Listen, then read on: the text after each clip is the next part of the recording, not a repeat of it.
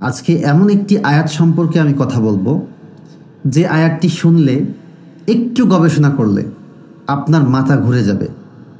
Literally আপনার মাথা ঘুরে যাবে, মাথা ঘুরে যাওয়ার মতো একটা আয়াত।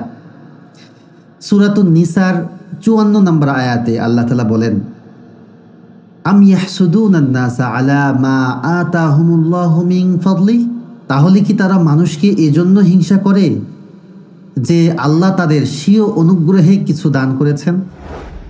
চিন্তা করেন, আল্লাহ তাআলা প্রশ্ন ছুড়ে দিচ্ছে।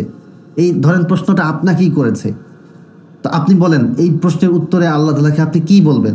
আমি আবারও বলছি, আম ইয়াহসুদুনান নাসা আলা মা আতাহুমুল্লাহু মিন ফাদলি, তাহলে কি তারা মানুষকে এজন্য হিংসা করে যে আল্লাহ তাদের স্বীয় অনুগ্রহে কিছু দান করেছেন।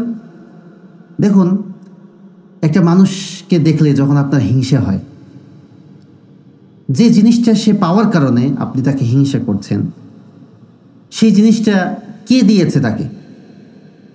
আমরা সবাই তো জানি যে আল্লাহ তাআলার অনুগ্রহ ছাড়া কিছু হয় না। মানুষ যা কিছুই পায়, মানুষের সবগুলো অর্জন আল্লাহ তাআলার অনুগ্রহের মাধ্যমে হয়। তো একজন মানুষ সফলতা পেয়েছে কোনো একটা সেক্টরে, কোনো একটা কাজে সে সফল হয়েছে, এই সফলতা তাকে কে দিয়েছে? আল্লাহ তাআলা দিয়েছে। আর আল্লাহ তাআলার এই অনুগ্রহ সে যে পেয়েছে, এটা আমি আপনি দেখার পর আমরা হিংসা করছি। তার মানে কি দাঁড়াইলো? যে আপনি আসলে তাকে হিংসা করছেন না, আপনি আল্লাহ তাআলার অনুগ্রহটাকেই হিংসা করছেন, যে আল্লাহ তাকে কেন অনুগ্রহ করলো।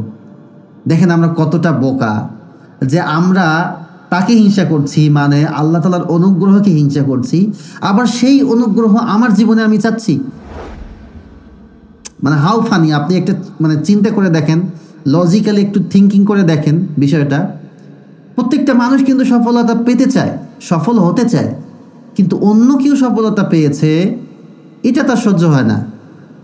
দেখুন, সফলতা যদি আপনি পেতে চান, এটা অবশ্যই আল্লাহর অনুগ্রহে হতে হবে। আল্লাহ যদি আপনাকে দেয় তাহলে আপনি অনুগ্রহ পাবেন এবং আপনি সফল হবেন।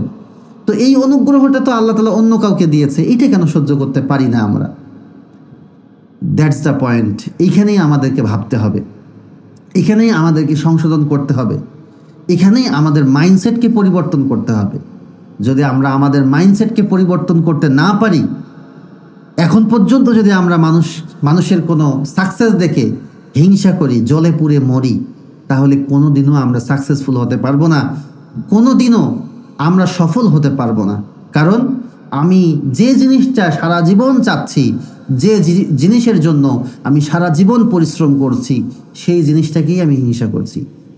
তো আমরা এই আয়াত থেকে শিক্ষা গ্রহণ করব এবং আমরা তাদের প্রতি ভালোবাসা পোষণ করব যারা আল্লাহ তাআলার অনুগ্রহ পেয়েছে, এবং আমরাও সবসময় দোয়া করব এবং আল্লাহ তাআলার কাছে চাইব যে আল্লাহ, আপনার যে সমস্ত বান্দাকে আপনি অনুগ্রহ করেছেন তাদের মতো করে আপনি আমাকেও অনুগ্রহ করুন, আমাকেও কবুল করুন, আমাকেও সফলতা দান করুন, আমাকেও আপনি আপনার প্রিয় বান্দা হিসেবে কবুল করুন।